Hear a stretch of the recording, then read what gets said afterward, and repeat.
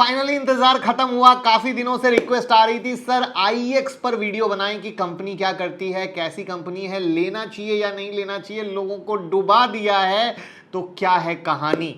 और आपकी रिक्वेस्ट और हम पूरा ना करें ऐसा तो हो ही नहीं सकता है। तो आपकी रिक्वेस्ट पर आपके भाई ने आईएक्स की पूरी एनालिसिस की है, कोशिश किया है कंपनी को आसान भाषा में, जो पिछले कुछ वीडियो में हमने किया था, विप्रो आपको बहुत प्यार आया, टाटा मोटर बहुत प्यार आया, बिल्कुल उसी तरीके से एकदम यूनिक एनालिसिस करने की कोशिश की है जिससे आप कंपनी के फ्यूचर को समझ पाएंगे, इन्वेस्ट करना चाहिए या नहीं करना चाहिए इसको समझ पाएंगे। लेकिन इसके लिए वीडियो को लास्ट तक देखना जरूरी है। आधा नॉलेज कभी भी कुएं में कुदवा देता है। तो सबसे पहले हम जानेंगे कंपनी क्या करती है। उससे पहले मैं मुकुल अग्रवाल आपका आप ही के यूट्यूब चैनल में स्वागत करता हूं। और गुड न्यूज़ ये है कि stock market master class free में होने वाली है लखनऊ में 11 दिसंबर को। जी हां, 9 बजे से 5 बजे तक।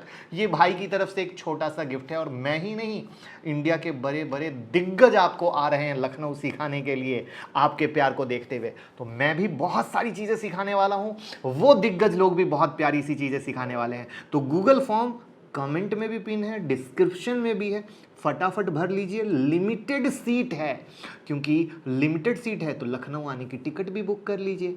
मौका हाथ से ना जाए, क्योंकि सालों में ऐसा मौका एक बार आता है, तो वापस ये मौका आएगा नहीं आएगा उससे पहले लपक लीजिए दोनों हाथों से और गूगल फॉर्म को भर के टिकट बुक कर लीजिए। तो सबसे पहले कंपनी को समझते हैं। तो आईएक्स ने 2008 में ऑपरेशन शुरू किया सीईआरसी रेगुलेशन के साथ। सीईआरसी का मतलब सेंट्रल इलेक्ट्रिसिटी रेगुलेटरी कमीशन। जैसे आरबीआई बैंक को रेगुलेट करता है, वैसे ही सीईआरसी पावर सेक्टर को। ठीक है, तो ये पहली और सबसे big listed energy exchange company है जो प्लेटफॉर्म प्रोवाइड करती है physical electricity, renewable energy, energy saving certificate के ट्रेड के लिए। काफ़ी टेक्निकल टर्म हो गए हैं, बट टेंशन लेने की ज़रूरत नहीं है। हमने आसान शब्दों में तैयारी कर रखी है आपको समझाने की। इलेक्ट्रिसिटी तो आप सब जानते हैं, इसी पर हमारी ज़िंदगी टिकी हुई है। करेक्ट है, वीडियो शूट भी इलेक्ट्रिसिटी में हो रहा है। तो इलेक्ट्रिसिटी बनाने वाली कंपनी, डिस्ट्रीब्यूट करने वाली कंपनी और कंज्यूमर तक पहुंचाने वाली कंपनी अलग होती है। कुछ कंपनी ये सारा काम अकेली कर लेती है, मगर ज़्यादातर कंपनी पार्ट में करती है। एक बनाती है, दूसरा बाई करके डिस्ट्रीब्यूट करता है, और इंड कंज्यूमर तक पहुंचाने का काम अलग कंपनी। तो ये सारी कंपनी पावर सेक्टर में आती है, जैसे Tata power, NTPC, power grid, Adani power. सारी कंपनी इलेक्ट्रिसिटी बाय सेल करती है। तो जो बनाता है वो सेल करता है, जिसको डिस्ट्रीब्यूट करना होता है वो बाय सेल दोनों करता है। तो यही buying and selling of electricity होती है आईएक्स पर, इसलिए इसका नाम है इंडियन एनर्जी एक्सचेंज। एनर्जी का एक्सचेंज होता है इस प्लेटफॉर्म पर। बस इतना ही, अब इससे ज़्यादा डिटेल में जाने के लिए ज़रूरत नहीं है, कन्फ्यूज़न आपको हो जाएगी। अब आते हैं रेवेन्यू कहाँ से आता है। तो आईएक्स का पूरा ऑपरेशन इंडिया में है, तो रेवेन्यू इंडिया से आता है, क्योंकि कंपनी एक ट्रेडिंग प्लेटफॉर्म है मार्केट में, जहां power company energy electricity by या सेल करती है। तो इस ट्रांजैक्शन का फी भी लगता होगा कंपनी को। जैसे आप ट्रेड करते हैं तो आपको लगता है ना, उसी तरीके से आईएक्स को सबसे ज़्यादा रेवेन्यू ट्रांजैक्शन कॉस्ट से आता है। तो लगभग 94% रेवेन्यू ट्रांजैक्शन फी से आता है, 5% एनुअल सब्सक्रिप्शन फी से और 1% एडमिशन, प्रोसेसिंग और ट्रांसफर फी से आता है। अब हम कंपनी की फाइनेंशियल हेल्थ को देखते हैं।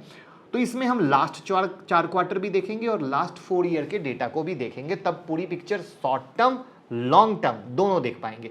शुरू करें कहां से? लॉन्ग टर्म से। मार्च 2019 में आईएक्स की ऑपरेटिंग प्रॉफिट 203 करोड़ थी, जो मार्च 2022 में बढ़कर 366 करोड़ हो गई। परसेंटेज टर्म में देखें तो 80.29% बढ़ा revenue. Right, very good. Net profit देखें तो मार्च 2019 में 165 करोड़ और मार्च 2022 में 303 करोड़। परसेंटेज टर्म में 83.63% का राइज हुआ नेट प्रॉफिट। तो नेट प्रॉफिट, ऑपरेटिंग मार्जिन लगभग एक दूसरे को जस्टिफाई कर रहे हैं, जो कि अच्छी बात है। कंपनी पर कर्ज नहीं है, तो लॉन्ग टर्म तो कहानी भैया सही है, यहां तक तो आप भी कहेंगे, है ना। कैसा लग रहा है समझाने का तरीका? मजा आ रहा है? ये नया तरीका पसंद आया हो, लाइक कीजिए, कमेंट में बताइए, क्योंकि बहुत मेहनत लग रही है इस नए तरीके को फॉलो करने में।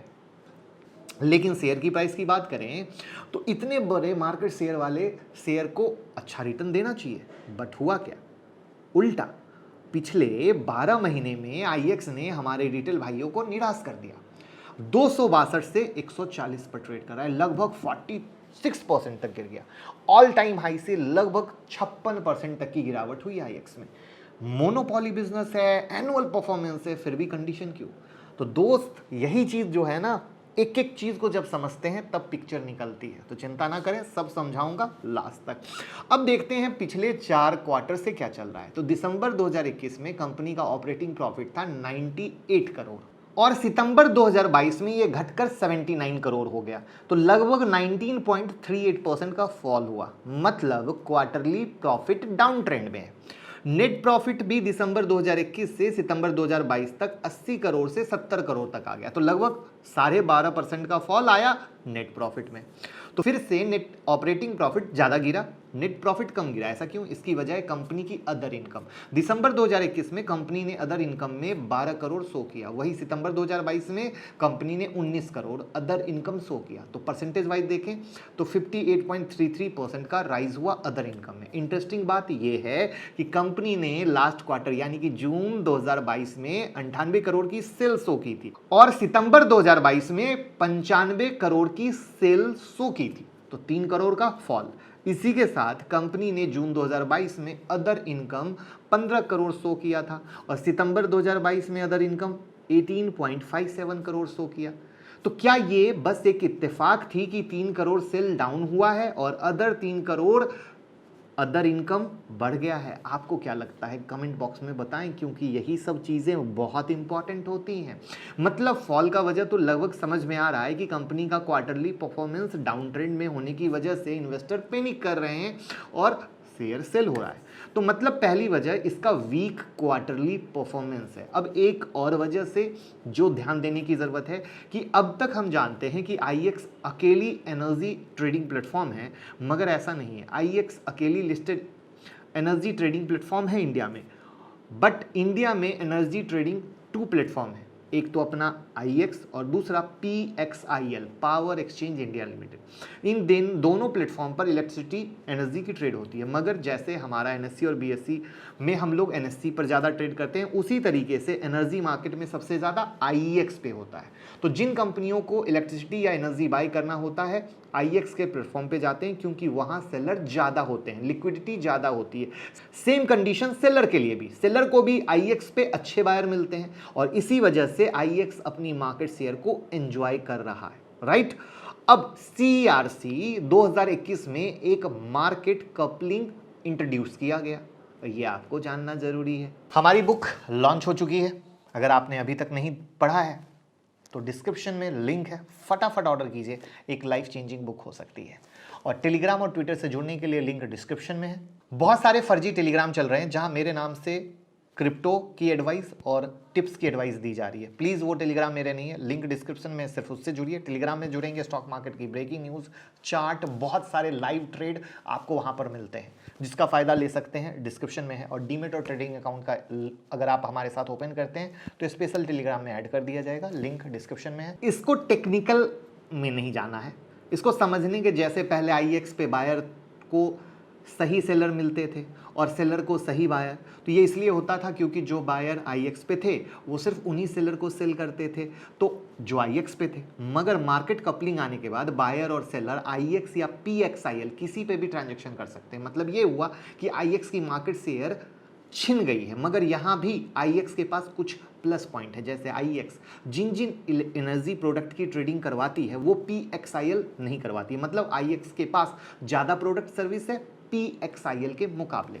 तो ये भी एक वजह है जिसकी वजह से निगेटिव पॉइंट थोड़े से क्रिएट हुए। इसके अलावा कंपनी 2020 से लगातार डिविडेंड दे रही है, 2019 में बायबैक किया, 2021 में बोनस दिया। ये सब कंपनी की हेल्थ को पॉजिटिव दिखा रहा है, क्योंकि बिना कैश के कंपनी डिविडेंड, बोनस, बायबैक नहीं कर सकती है। और इसी के साथ एनर्जी का कंजप्शन भी लगातार बढ़ रहा है, ये आप खुद फील कर रहे हैं। अब चूंकि इतना गिर चुका है, मार्केट लीडर है, कॉर्पोरेट एक्शन के थ्रू लगातार कुछ ना कुछ देती ही रहती है कंपनी, इसलिए लंबे समय के लिए SIP मोड में एक अच्छी कंपनी है। लेकिन उसके अलावा भी मेरी नज़र में एक और पैरामीटर देखना इंपॉर्टेंट आता है, जो मैं आपके साथ शेयर कर रहा हूं। यहां पर अगर आप म्यूचुअल फंड के डेटा पे जाएंगे तो दिसंबर 2021 में उनकी होल्डिंग 12.36% थी, जो इस गिरावट में धीरे धीरे बढ़ते बढ़ते 17.69% हो गई। और अभी मैंने 1 मिनट पहले क्या कहा, SIP मोड। इसका मतलब क्या हुआ, म्यूचुअल फंड कहीं ना कहीं SIP मोड में हर छोटे प्राइस पर लेने की कोशिश कर रहा है। लेकिन जब आप FII होल्डिंग पे आओगे तो बिल्कुल उल्टा गणित। उल्टा गणित क्या, दिसंबर 2021 में उनकी होल्डिंग थी 31% और वो घटकर हो गई 15.79। बट कुछ दिन पहले ही मैंने वीडियो में आपको बताया था, दोनों कमाते हैं, एफआईआई भी पैसा कमाते हैं और डीआईआई भी कमाते हैं, म्यूचुअल फंड वाले भी कमाते हैं, क्योंकि सबकी ट्रेडिंग स्ट्रेटजी अपनी अपनी होती है। मार्केट सबको पैसा कमाने का मौका देता है, हम किस तरीके से कर रहे हैं वहाँ पे हमें देखने की सबसे ज़्यादा ज़रूरत है। उसके अलावा जो एक और पैरामीटर मैं सबसे ज़्यादा देखता हूँ और मैं आपके साथ शेयर करने की कोशिश करता हूँ, जैसा कि ये स्टॉक 144 के पास चल रहा है और इसके ऑल टाइम हाई 318 के पास का है, तो वहां पे ऑल टाइम हाई 318 के पास का है। बट जब हम पी रेशियो में आते हैं तो इंडस्ट्री पी 24.4 का है और स्टॉक पी आज भी इतनी गिरावट के बाद 43.4 का है और पी-ई रेशियो 1.79 का है, जो कहीं ना कहीं इतनी गिरावट के बाद भी ये बता रहा है कि भैया स्टॉक महंगा ही है। मतलब लोगों के दिमाग में आता है ना, अरे स्टॉक तो इतना गिर गया, बर्बाद हो गया। तो ये फंडामेंटल चीज़ भी बहुत देखने की होती है कि क्या इतनी गिरावट के बाद क्या स्टॉक अंडर वैल्यू आके खड़ा हो गया है। क्योंकि लोगों को क्या होता है, सिर्फ प्राइस दिखता है कि प्राइस गिर रहा है, बट जो फंडामेंटल की कैलकुलेशन है, क्या हम कभी फंडामेंटल की कैलकुलेशन को हम देखने की कोशिश करते हैं कि कैलकुलेशन वाइज स्टॉक सच में अंडर वैल्यू हुआ है कि नहीं। क्योंकि हर एक दिग्गज इन्वेस्टर क्या कहते हैं, जो फंडामेंटली अच्छा स्टॉक है और अंडर वैल्यू हो गया हो तो लपक लेना, छोड़ना मत, यही तो होता है। तो वहां पर इनके पास फ्री कैश फ्लो भी है, डेट भी नहीं है, सेल ग्रोथ भी है, प्रॉफिट ग्रोथ भी है, आरओसी भी है, आरओई भी है, बट स्टॉक क्या है, एक टाइम बहुत अच्छा चला था। क्यों चला था? क्योंकि क्वार्टरली रिजल्ट, हर एक चीज फेवरेबल थी। अभी क्यों गिर रहा है? क्वार्टरली रिजल्ट गिर रहे हैं। तो देखो कोई भी मल्टी बैगर शेयर, चाहे आप बजाज फाइनेंस उठा लो, टाइटन उठा लो, जिस दिग्गज शेयर को उठाना है जिसने मल्टी बैगर रिटर्न दिए हैं, जब आप उस पे जाओगे तो कभी भी उनके क्वार्टरली रिजल्ट लगातार अच्छे नहीं दिखेंगे। अप एंड डाउन की कहानी आपको दिखेगी। उस अप एंड डाउन में वो मल्टी बैगर शेयर जैसे टाइटन है या बजाज फाइनेंस है, वो ऊपर जाके गिरा ही था, वो भी उतना ही बड़ा सच है। तो सेम एक स्टोरी आईएक्स के साथ है, जिसने एक समय बहुत अच्छा रिटर्न दिया, फिर एक टाइम फ्रेम आया है जिसको बैड टाइम फ्रेम कह लीजिए, जहां पर मार्केट को एक बहाना मिला है, उस बैड रिजल्ट के कारण वो गिरावट हुई है। लेकिन उस गिरावट के बाद भी स्टॉक क्या हुआ है, अंडर वैल्यू नहीं हुआ है। तो ऑल दैट मद्देनजर अच्छा शेयर है। एसआईपी मोड के मद्देनजर, एसआईपी मोड यानी हर मंथ थोड़ा थोड़ा लेते हैं, सारा पैसा नहीं लगाते, तो आपके पास एक अच्छा एक्यूमुलेशन होगा और तब 5 साल के विजन पे आप आईएक्स में अच्छा रिटर्न देख सकते हो। वहां पे क्योंकि आपका माल ऊपर के भाव में पड़ा हुआ था, that is the big reason आप परेशान हो। लेकिन अगर आपका प्राइस 100 120 के पास का एक्यूमुलेशन होता है और 5 साल का विजन होता है, तो आपको एक अच्छा रिटर्न मिल सकता है। तो ये थी मेरी एक कंप्लीट राय। आपका क्या नज़रिया है? आप क्या एक रियल करेक्ट वैल्यू आईएक्स का सोचते हो? कमेंट बॉक्स में जरूर बताइएगा और demat trading account link description में है, ओपन कर लीजिए और थैंक यू।